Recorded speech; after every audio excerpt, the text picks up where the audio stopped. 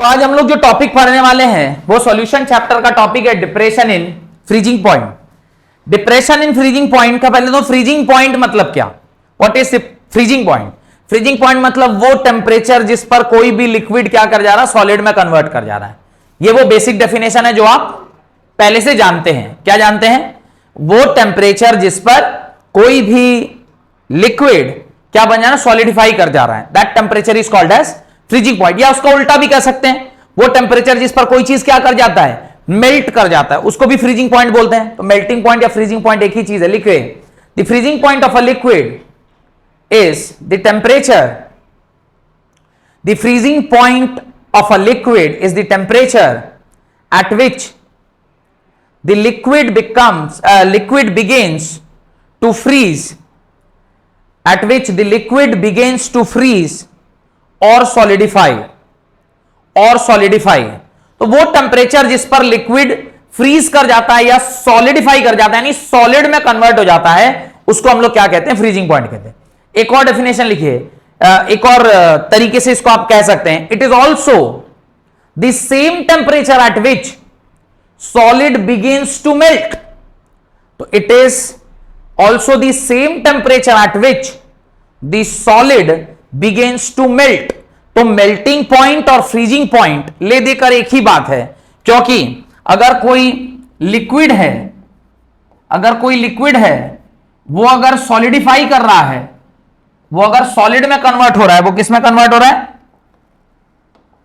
वो अगर सॉलिड में कन्वर्ट हो रहा है, तो ये जो टेम्परेचर है जिस पर ये कार्यक्रम हो रहा है, उसको हम लोग क्या बोलते हैं, फ्रीजिंग पॉइंट। और इसका उल्टा, अगर कोई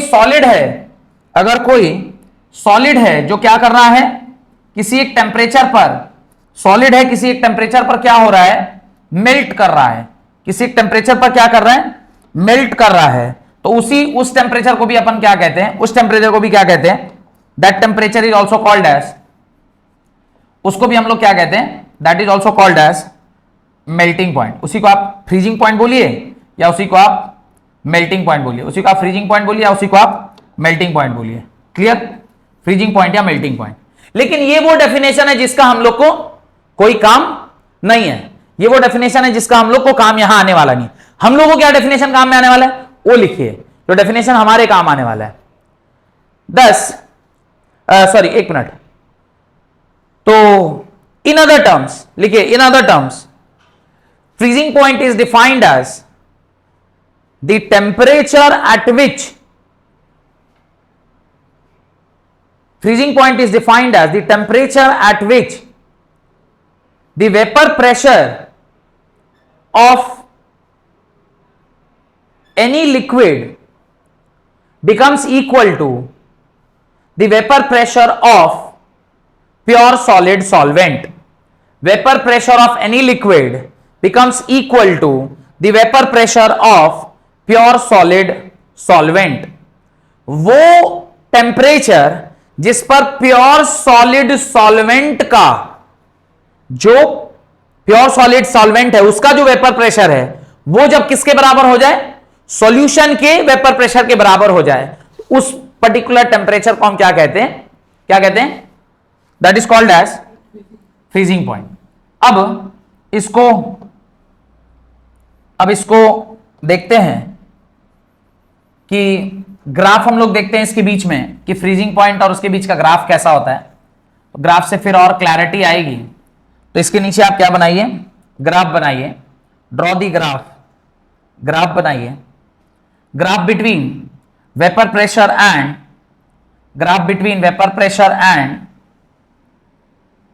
temperature is a graph between vapour pressure and temperature, graph between vapor pressure and temperature। अब एक ये आपका कर्व है जो किसको डिनोट करता है, प्योर, ये आपका कर्व है जो किसको डिनोट करता है, प्योर सॉलिड को डिनोट करता है। ये किसको डिनोट कर रहा है, प्योर सॉलिड को डिनोट कर रहा है। जिस टाइम पे प्योर सॉलिड और जो आपका प्योर लिक्विड है, जो आपका प्योर लिक्विड है, या मैं बोलूं प्योर सॉल्वेंट बोल देता हूं, तो जिस टेम्परेचर पर ये दोनों, ये वाली लाइन इस लाइन से आके मीट कर रही है, उसके करस्पॉन्डिंगली जो टेम्परेचर है, उसी टेम्परेचर को हम लोग क्या कहते हैं, TF कहते हैं, that is called as TF बोलेंगे या T नॉट F बोलेंगे, TF बोलेंगे या T नॉट F बोलेंगे, T नॉट F बोलेंगे, क्योंकि ये प्योर फॉर्म में है। ये क्या है? प्योर फॉर्म में है। तो ये आप लिख लीजिए, ये आपका प्योर सॉल्वेंट है और ये प्योर सॉलिड है। अब जैसे ही आपने क्या किया, जैसे ही आपने इसमें क्या ऐड कर दिया, सॉल्यूट ऐड कर दिया। क्या ऐड कर दिया? सॉल्यूट ऐड कर दिया। अब क्या होगा, जब आप इस प्योर सॉल्वेंट में सॉल्यूट ऐड करेंगे, तो सॉल्यूट के ऐड, वो भी कैसा सॉल्यूट? Non volatile solute. जब आप इसमें नॉन वोलाटाइल सॉल्यूट ऐड करेंगे, तो अब क्या होगा? वेपर प्रेशर कम हो जाएगा। वेपर प्रेशर क्या हो जाएगा? कम हो जाएगा। वेपर प्रेशर कम होगा तो ये जो ग्राफ है प्योर सॉल्वेंट का, इस टाइम पे वेपर प्रेशर कहां पर है? इस टाइम पे वेपर प्रेशर तो यहां पर है, लेकिन जब ये घटेगा तो ये वेपर प्रेशर, ये जो आपका कर्व है, ये कुछ ऐसा आ जाएगा, या थोड़ा सा ऐसा आएगा, क्योंकि वेपर प्रेशर क्या हो गया? कम हो गया। अब ये यहां का वेपर प्रेशर था, ये क्या है? यहां का वेपर प्रेशर है। इसके करस्पॉन्डिंगली जो टेम्परेचर होगा वो क्या होगा? इसको क्या बोलेंगे? इसको बोलेंगे TF। This is called as TF। तो पहले जो टेम्परेचर था वो कितना था? पहले जो टेम्परेचर था वो T नॉट F था, और अब जो टेम्परेचर है वो कितना है? TF के बराबर है। तो क्या यहां से मुझे क्लियरली दिखाई दे रहा है कि इसके बीच में डिफरेंस इन टेम्परेचर है? ये डिफरेंस इन टेम्परेचर जो यहां पैदा हुआ है, ये जो डिफरेंस इन टेम्परेचर पैदा हुआ है, क्या इसी को मैं डेल्टा TF कह सकता हूं? वे delta TF is what? T not F minus TF के बराबर। लिख सकते नहीं लिख सकते? तो लिखिए इसको, ये ग्राफ बनाइए और लिखिए depression in freezing point is equal to T not F minus TF के बराबर। T not F minus TF के बराबर। तो मेन बेसिक जो कॉन्सेप्ट था वो इस ग्राफ में ही था। ग्राफ कहता है कि जिस प्रेशर पर प्योर सॉलिड के बराबर आपका, अब ये वाला क्या है? ये एक्चुअली इस सॉल्यूशन का है ना, this is what? This is the graph for solution. ये किसका ग्राफ है? सॉल्यूशन का। वो भी कैसा सॉल्यूशन? जिसमें आपने कौन सा सॉल्यूट ऐड किया है? आपने इसके अंदर वो वाला सॉल्यूट ऐड किया है, जो सॉल्यूट कैसा था? जो नॉन वोलाटाइल नेचर का था। कैसा था? नॉन वोलाटाइल नेचर का सॉल्यूट आपने इसमें ऐड किया। नॉन वोलाटाइल सॉल्यूट का ऐड किया तो जो वेपर प्रेशर था वो ऑब्वियसली क्या हो जाएगा? कम हो जाएगा। और जैसे ही वेपर प्रेशर कम की हुआ तो वो लाइन वापस से जो पहले यहां जुड़ रही थी, अब कहां आके इस पे टच की? यहां पे। और डेफिनेशन कहता है प्योर सॉलिड, जो आपका प्योर सॉलिड है, उसके बराबर जब वेपर प्रेशर हो जाए किसी भी लिक्विड का, प्योर फॉर्म में हो कि सॉल्यूशन फॉर्म में, प्योर सॉलिड्स के बराबर जब उसका वेपर प्रेशर हो जाता है, तो उसी पॉइंट पे जो टेम्परेचर होता है उसको हम लोग क्या कहते हैं? फ्रीजिंग पॉइंट बोलते हैं। तो ये फ्रीजिंग पॉइंट यहां हो गया। अब ये TF है और ये T नॉट F है, तो उसके बीच का जो डिफरेंस है that is called as delta TF, और ये डेल्टा TF है। यहां तक लिख लिए, सब समझ में भी आ गया? अब देखिए आगे। अब यहां से हमें तो ये पता है कि delta TF is equal to T not F minus TF के बराबर है। अच्छा, एक्सपेरिमेंटली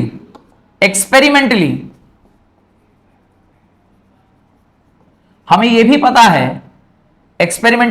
पता है, कि डेल्टा TF जो है वो डायरेक्टली प्रोपोर्शनल टू किसके होता है? मोलालिटी के। अब इस डेल्टा TF को इज इक्वल टू में बदलिएगा तो एक कांस्टेंट आएगा KF इंटू स्मॉल m, एक कांस्टेंट आएगा TF इंटू स्मॉल m, और इसको आपको क्या कर लीजिए? डब्बे में बंद कर लीजिए। Where this KF is called as proportionality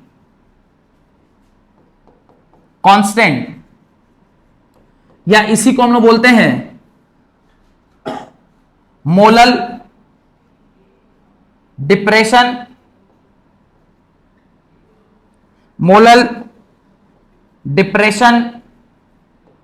constant, या इसी को बोलते हैं क्रायोस्कोपिक कांस्टेंट, इसी को क्या बोलते हैं?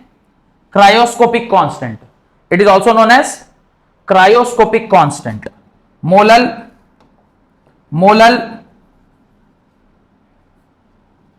CRYO, cryoscopic constant. Cryoscopic constant. तो ये कुल मिलाकर ये हो गया. अभी ये सारा कुछ पढ़ने के बाद अल्टीमेटली हम लोग को पता क्या करना है? Determination of what?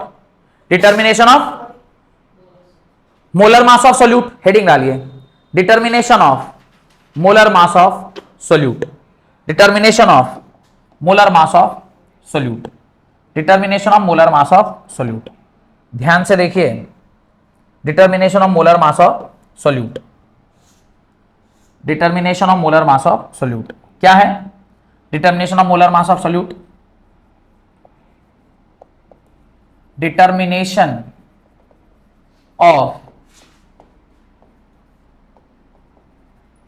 Molar mass of solute. अब ये क्या है? Determination of molar mass of solute क्या है? ये कलर दिखता है क्या? दिख रहा है?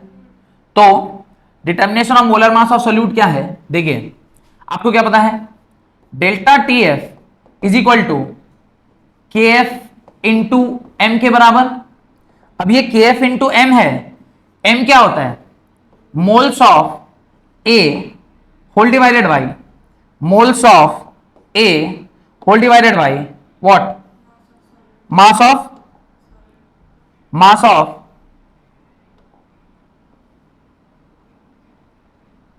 इसको हम लोग क्या लिखे थे? W. क्या लिखे थे? WB लिखे थे. मोल्स को क्या लिख सकते हैं? Moles can be written as WA. Moles can be written as WA by MA whole divided by WB. इसको थोड़ा सा आप सॉल्व कर लीजिएगा. M can be written as WA by MA into 1 upon WB लिख सकते हैं क्या? अब इसकी वैल्यू को आप क्या कर दीजिए? इस इक्वेशन में पुट कर दीजिए. किस इक्वेशन में पुट करिए? इस इक्वेशन में पुट कर दीजिए. तो जब आप इस इक्वेशन में इसको पुट करेंगे तो क्या लिखेंगे? Delta TF is equal to KF into WA by MA into WB. और यहां से मुझे क्या निकालना है? यहां से मुझे निकालना है MA. तो MA को एक तरफ कीजिए और बाकी सारी चीजों को एक तरफ कर दीजिए. तो आपका आंसर आएगा KF into WA by WB into delta TF.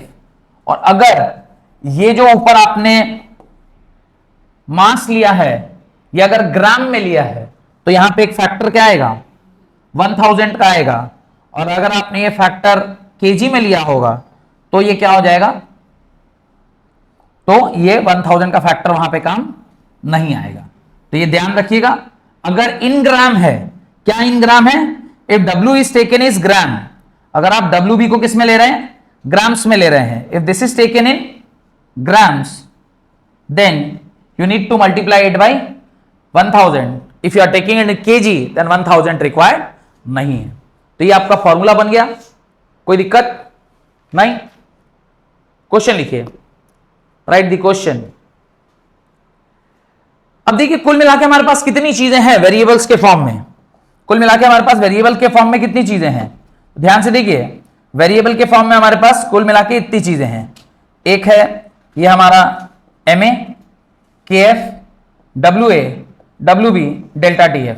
1 2 3 4 5. इस 5 में से अगर कोई 4 चीज हमें दे दे तो क्या मैं 5वां नहीं निकाल सकता? निकाल लूंगा. क्वेश्चन लिखिए, an aqueous solution of organic compound, an aqueous solution of organic compound containing 0.6 gram of it, 0.6 gram of it dissolved in 21.7 gram of water is dissolved in 21.7 gram of water is dissolved in 21.7 gram of water freezes at 272.187 Kelvin. Freezes at 272.187 Kelvin. Done? Full stop. If the value of Kf is 1.86, if the value of Kf is 1.86 Kelvin kg mole inverse for water, if the value of Kf is 1.86 Kelvin kg mole inverse for water which freezes at 273 Kelvin, which freezes at 273 Kelvin, calculate the molar mass of organic compound. Calculate the molar mass of organic compound. Calculate the molar mass of organic compound. यानी आपसे अभी क्या पूछा है? यही पूछा है। Kf दिया हुआ है क्या? आपको सवाल में Kf दिया हुआ है क्या? हां दिया हुआ है। वेट ऑफ ऑर्गेनिक कंपाउंड दिया हुआ है क्या? हां दिया हुआ है। Wb इन ग्राम्स दिया हुआ है क्या? हां दिया हुआ है। डेल्टा टीएफ का इंफॉर्मेशन दिया है, दो टेम्परेचर दिया है, देखिए एक 273 है और दूसरा है 272.187, यानी आपको इनडायरेक्टली वो चेंज इन टेम्परेचर भी क्या कर दिया, उसने दे दिया। तो आपको डेल्टा टी दिया है। सॉल्यूशन देखिए इसका बहुत सरल है, सारा कुछ दिया हुआ है, आपको बस क्या करना है, उसकी वैल्यूज को पुट कर देना और आपको आंसर निकाल लेना है। Delta T F is equal to 273 minus 272.187, यही है ना। इसको सॉल्व करिए, 187 ही है ना पॉइंट के बाद, हाँ इसको सॉल्व करिएगा, 0.813 आएगा, 0.813 कैल्विन, 0.813 कैल्विन। ये आपका डेल्टा टीएफ आ गया। ये क्या आ गया? डेल्टा टीएफ आ गया। वंस ये आ गया, अभी आपके पास क्या बचा हुआ है? डेल्टा टीएफ आ गया। अब बाकी सारी चीजें दी गई है, WA दिया है, WB दिया है, WC सब दिया हुआ है। WA इज इक्वल टू 0.6 ग्राम, यही है ना। WB 21 पॉइंट समथिंग ग्राम दिया है, कितना दिया है? 21.7 ग्राम। और KF का वैल्यू दे दिया 1.86। 1 2 3 4, 5 में से कितनी चीजें पता है? 4 चीजें, 5वां नहीं निकल जाएगा। वैल्यू पुट करिए, आंसर बताइए। क्वेश्चन में सारी चीजें दी गई है, चूंकि ये ग्राम में है तो वहां 1000 रहेंगे, ग्राम में है तो 1000 को रखिएगा। सॉल्व करके बताइए कितना आ रहा है? 63.26 ग्राम पर मोल। सारा वैल्यू पुट करिएगा तो जो मॉलिक्यूलर मास है वो कितना आया? 63.26 ग्राम, 63.26 ग्राम पर मोल आपका आंसर आया है। This is your answer. Done हो गया। तो ये इस तरह के जितने भी टाइप के क्वेश्चन है वो सारे अब आप क्या कर सकते हैं?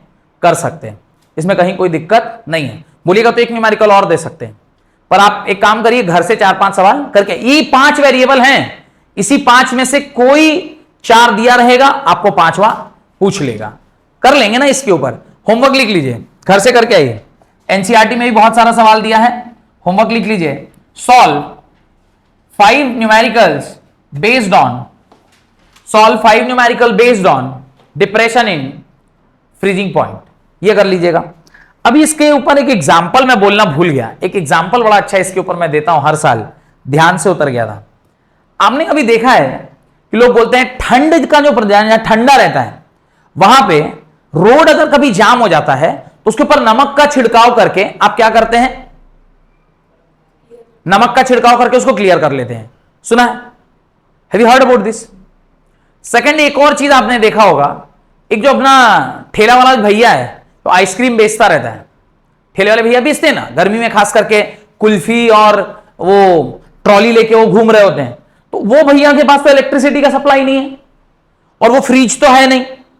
उसका बर्फ कैसा है कि वो रात में भी आप उसके यहां से आइसक्रीम लीजिएगा तो आपको ठंडा ही मिलेगा, जबकि हो सकता है वो सुबह घर से 8 बजे निकला हो, पर रात में भी अगर 10 बजे आप उसे आइसक्रीम मांगिएगा और वो अगर अपने उस पिटारा में से आइसक्रीम देगा तो वो ठंडा निकलेगा।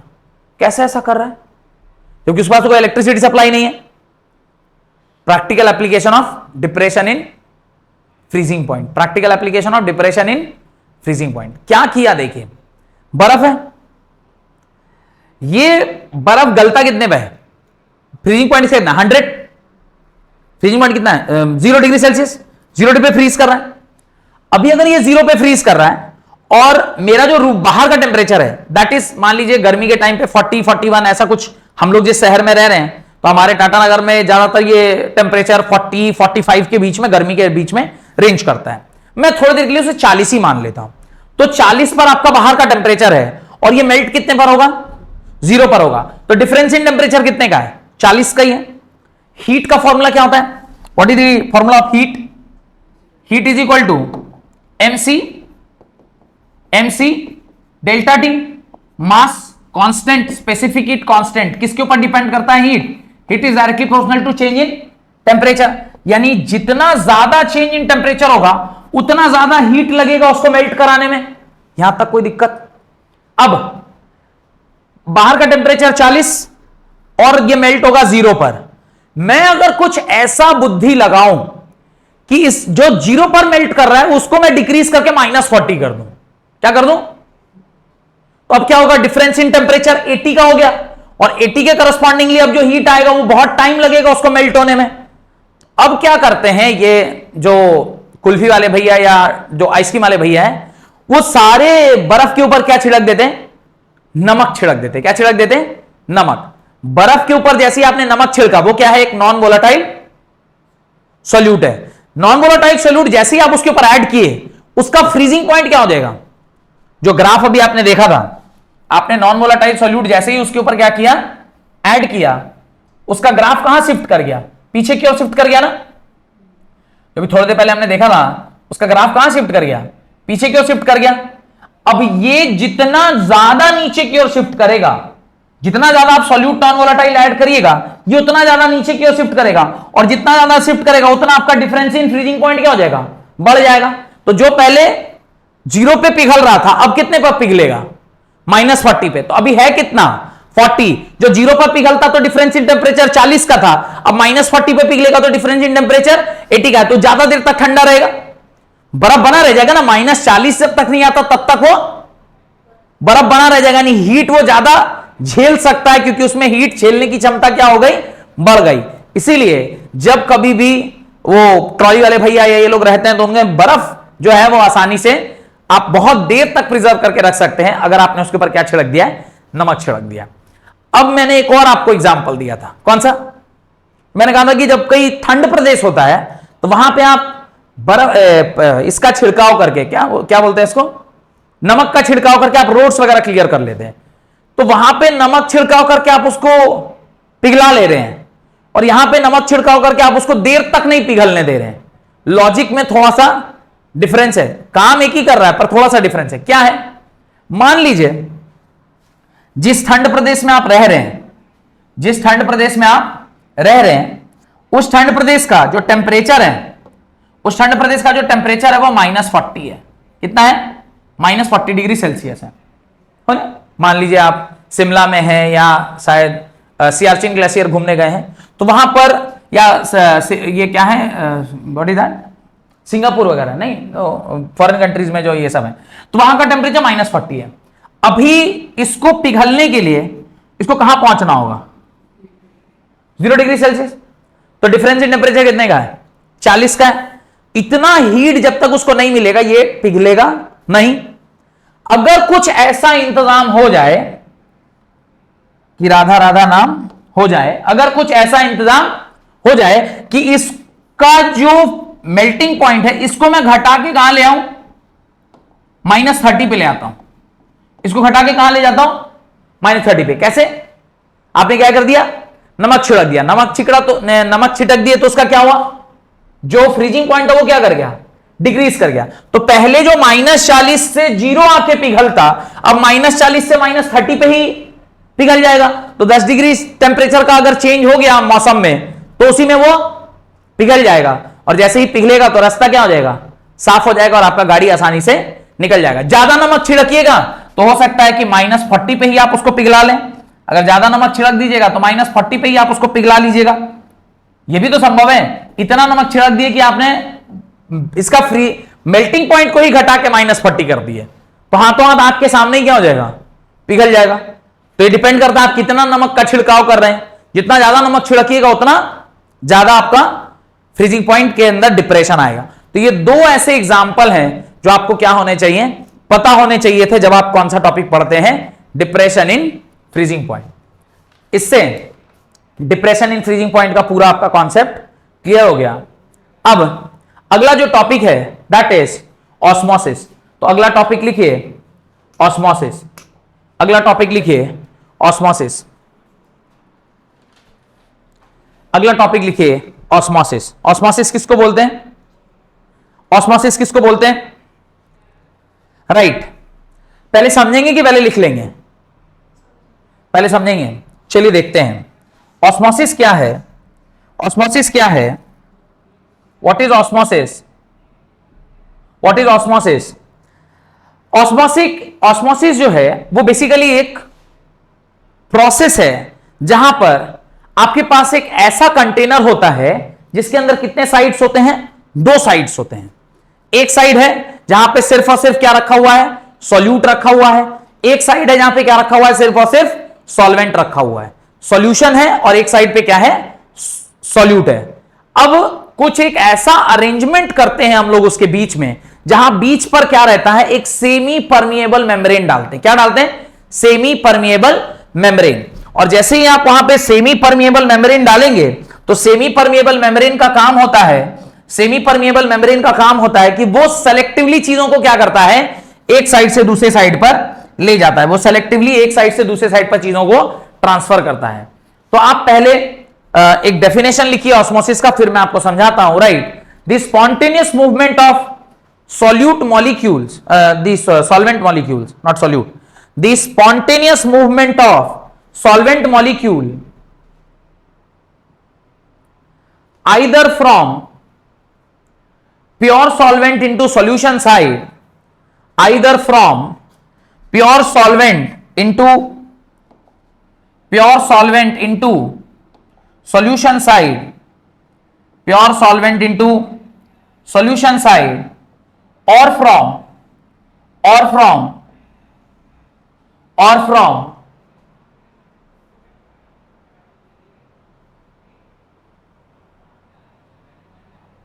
dilute solution into the concentrated solution, dilute solution into the concentrated solution through a semi permeable membrane, through a semi permeable membrane is known as osmosis, is known as osmosis, is known as osmosis। उसे ही आप क्या कहते हैं, osmosis कहते हैं।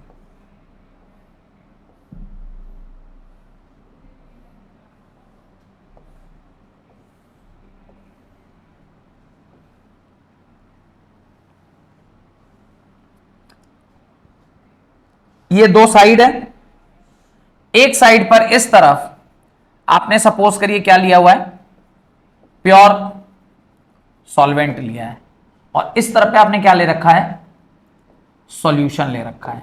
ध्यान से समझिएगा, समझ में आ जाएगा, कोई बहुत ज्यादा दिमाग लगाने वाली चीज नहीं है। ये बीच में कौन है, ये बीच में यहां पर एक एसपीएम है। एसपीएम मतलब सेमी परमिएबल मेम्ब्रेन है, सेमी परमिएबल मेम्ब्रेन है। अब इस साइड ये प्योर सॉल्वेंट के पार्टिकल्स हैं, इस साइड क्या है, ये प्योर सॉल्वेंट के पार्टिकल्स हैं।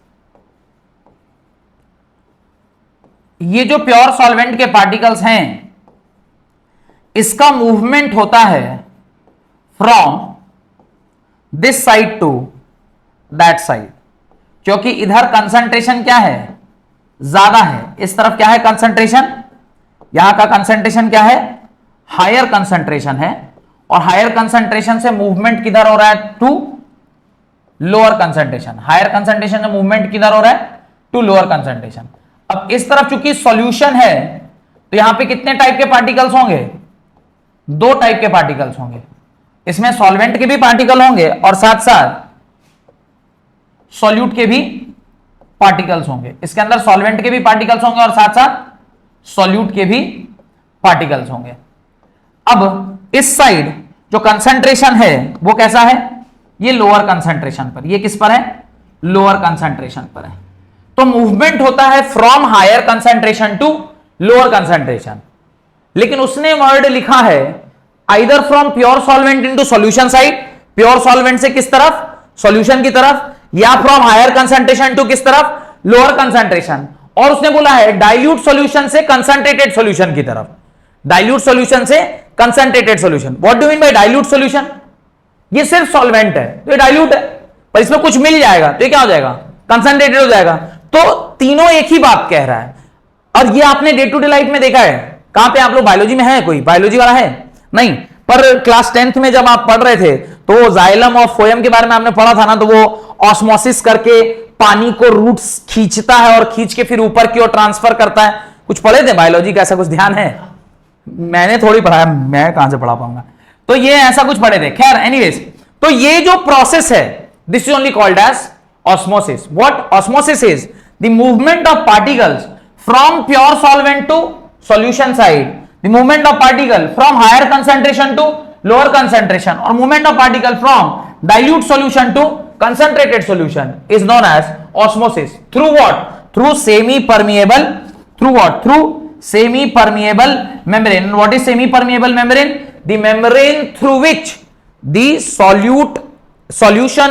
solvent के particles एक तरफ से दूसरी जगह क्या करते हैं, मूव करते हैं। सेमी परमिएबल का मतलब होता है कि वो सेलेक्टिवली किसी चीज को इस तरफ से उस तरफ भेजता है, हर चीज को इस तरफ से उस तरफ नहीं भेजेगा, वो सेलेक्टिवली कुछ चीज को इस तरफ से उस तरफ भेजता है। तो ये सेमी परमिएबल मेम्ब्रेन है। Got it? ये फोटो जल्दी जल्दी बनाइए।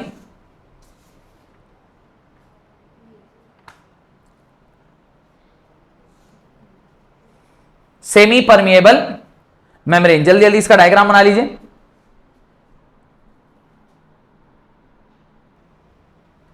तो ये सेमी परमिएबल मेम्ब्रेन का आप डेफिनेशन लिखिए। Right the definition of semi permeable membrane. These are the membranes. These are the membranes which selectively permits the movement of. These are the membranes which selectively permits the movement of solvent molecules through them.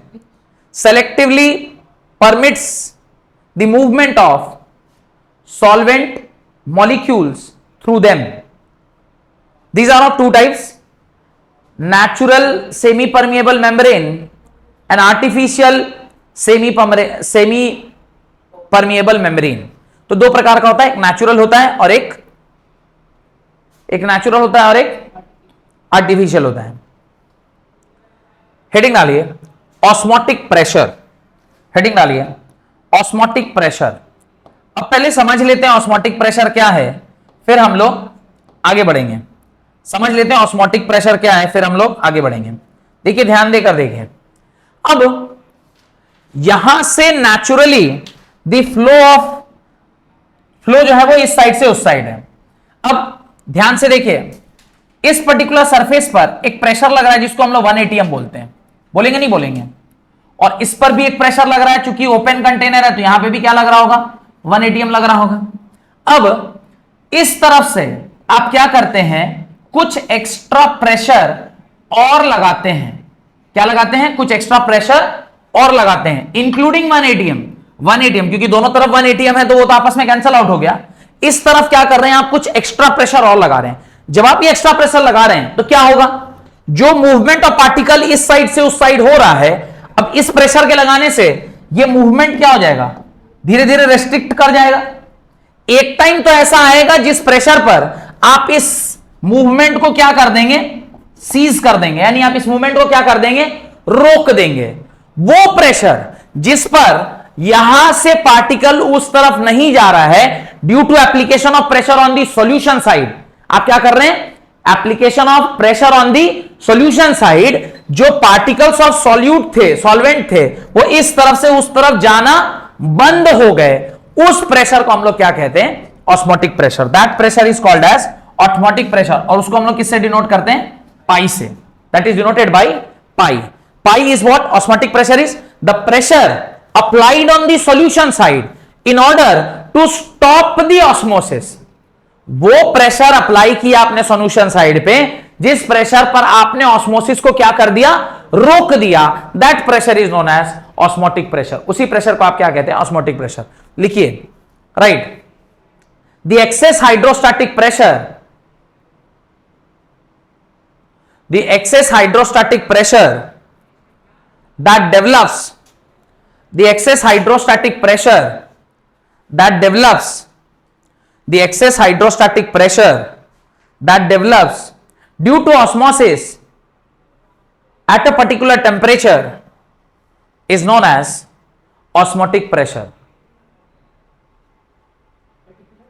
Pressure, particular temperature is known as osmotic pressure.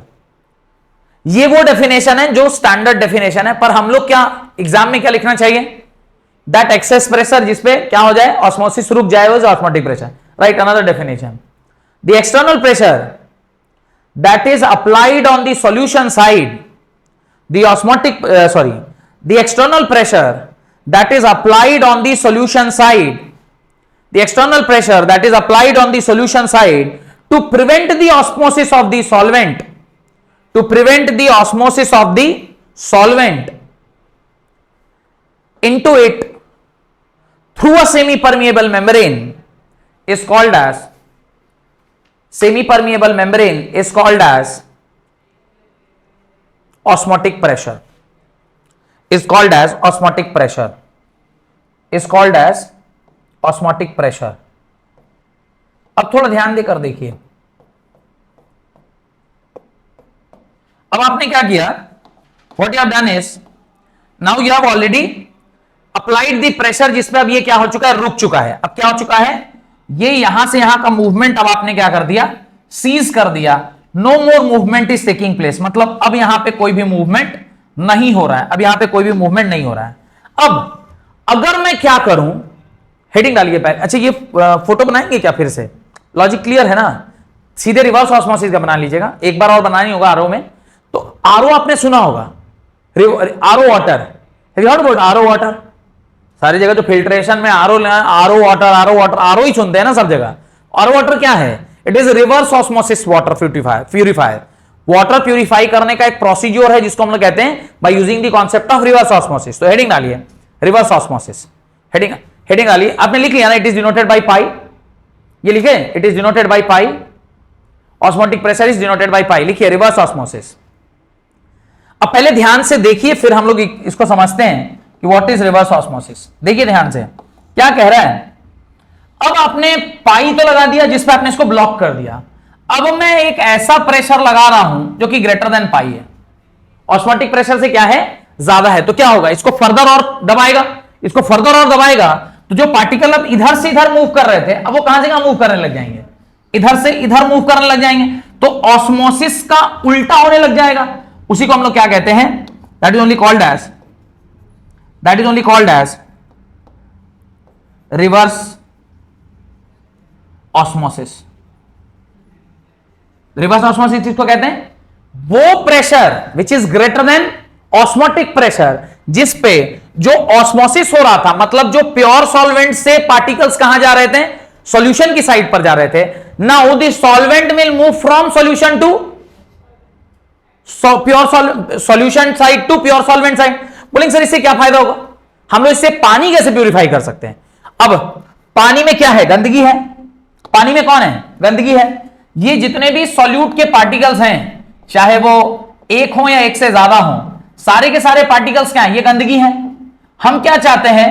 गंदगी इसी side पे रह जाए और क्या उस side चला जाए? पानी उस साइड चला जाए। पानी है कौन? पानी यहां पे कौन है? पानी यहां पे ये सारे पार्टिकल्स है ना पानी के, ये सारे पार्टिकल्स है ना पानी के, दीज आर पानी के पार्टिकल्स। अब ये इधर से इधर कब जाएंगे?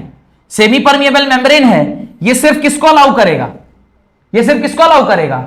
सॉल्वेंट के पार्टिकल्स को from which side to which side, from lower concentration to higher concentration. कब अलाउ करेगा?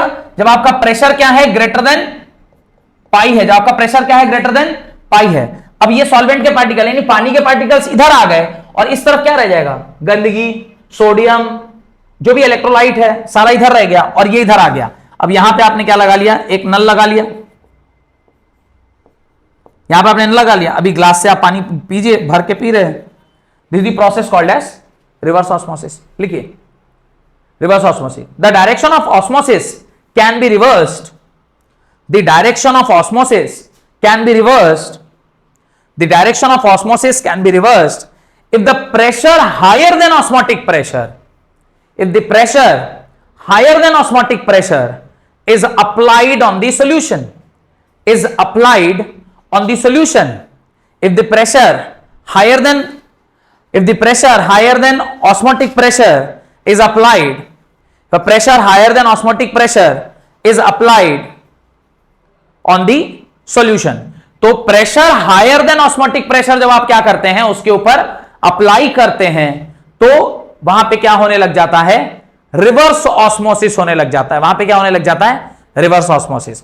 And the flow of solvent takes place, and the flow of solvent takes place from which side to which side, from lower concentration to higher concentration, और from solution side to pure solvent side, और from concentrated solution to dilute solution. तो तीनों बात लिख लीजिएगा, from lower concentration to higher concentration. ये lower concentration और higher concentration in terms of what, in terms of solvent, from solution side to pure solvent side, and third from concentrated solution to dilute solution. ये वाला जो last वाला बोला वो किसके respect में बोला, सॉल्यूट और सॉल्वेंट मिल जाएगा। जब किसी भी सॉल्वेंट में आप सॉल्यूट मिलाते हैं तो उसकी नेचर क्या हो जाती है, कंसंट्रेटेड हो जाती है। तो कंसंट्रेटेड टू डाइल्यूट।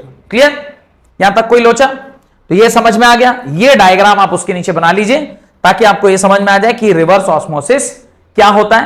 तो ये डायग्राम आपको बनाना है और उसके नीचे डायग्राम के लिए थोड़ा सा जगह छोड़ दीजिए, मैं थोड़ा सा थ्योरी बता देता हूं, फिर आज की क्लास को यहीं खत्म करते हैं। अब हम लोग पढ़े हैं क्लास 10th में हमने पढ़ा था पीवी इज इक्वल टू किसके बराबर होता है, एनआरटी के बराबर। पढ़े थे क्या, PV is equal to NRT के बराबर होता है, पढ़े थे। अब अगर PV is equal to NRT है, पीवी इज इक्वल टू क्या है, एनआरटी है, तो PV is equal to NRT है तो अब पी के जगह पे मैं पाई लिख दूं क्या, और इसको मोल्स पर यूनिट वॉल्यूम लिख सकता हूं इंटू आरटी। देखिए pi is equal to moles की जगह पे क्या लिखेंगे, mass of solvent by molecular mass of solvent whole divided by volume into RT और नॉट। यहां से मुझे क्या निकालना होता है बार बार, मॉलिक्यूलर मास। मॉलिक्यूलर मास को एक तरफ रखो, बाकी सारी चीजों को एक तरफ कर दो और आंसर आ जाएगा WA into RT by V into pi will give you the molecular mass of solvent, molecular mass of solute, sorry, molecular mass of solute, molecular mass of solute। तो यहां से MB इज इक्वल टू आ गया W into RT by pi into V। अब यहां पे भी कितने variable हैं, यहां पे भी कितने वेरिएबल हैं, देखिए यहां पे कितने वेरिएबल हैं, 1 2 3 4 5 6। पाई यहां पे ऑस्मोटिक प्रेशर है, क्वेश्चन में दिया रहेगा। आर जो है वो गैस कांस्टेंट है, ये कांस्टेंट है टेम्परेचर, वेट और वॉल्यूम। 4-5 चीजें हैं, इसमें से कुछ चीजें दी रहेगी, कुछ चीजें आपको नहीं दी रहती है। दोनों को मिलाकर आप चाहेंगे तो आसानी से क्वेश्चन सॉल्व कर लेंगे। अगली क्लास में इससे रिलेटेड कुछ क्या करवा देंगे, क्वेश्चन करवा देंगे, और फिर हम लोग abnormal molecular mass by using the went of factor उसको अगले क्लास में पढ़ेंगे और ये आपका चैप्टर क्या हो जाएगा, समाप्त हो जाएगा। तो ये डायग्राम आप जरूर से बना लीजिएगा अपनी कॉपी में, क्योंकि एक बहुत इंपॉर्टेंट डायग्राम है। इसी को रिवर्स ऑस्मोसिस कहते हैं और पानी इसी तरह से क्या होता है, साफ किया जाता है। बहुत बहुत धन्यवाद आज की क्लास अटेंड करने के लिए।